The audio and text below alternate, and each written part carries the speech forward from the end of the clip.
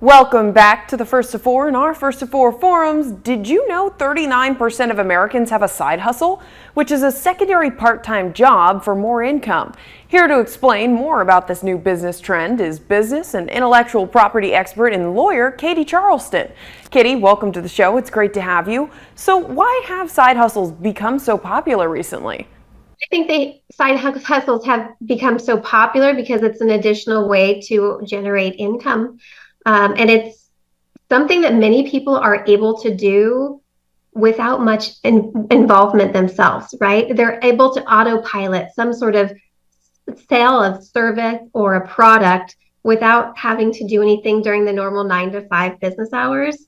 So they can have their main career. What I think is most interesting is some of these side hustles have become a career, right? We're seeing more and more people start this sort of project on the side to generate a little bit of income, and then it has massive response, and then they just supplement, or I should say supplant, their current position.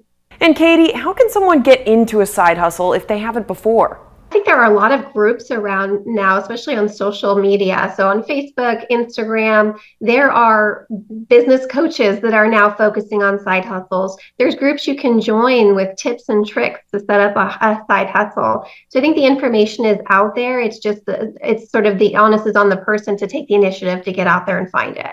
And what age range is typically known for getting side hustles? Now you're looking at in between a 25 and 45-year-old range, where people that are either starting out in the workforce and aren't happy with their current positions or what they're making are looking for side hustles, but also those that have been working for 10, 15 years and are sort of at a point where they want to change.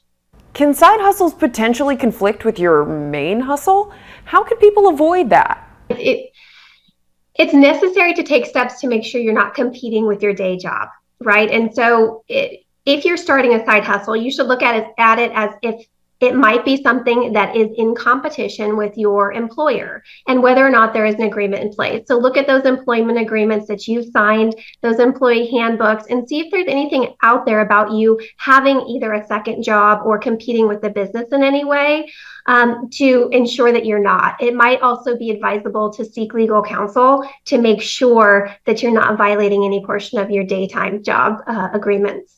Katie Charleston, thank you so much for joining us here on the First to Four. We'll be right back with more just after this.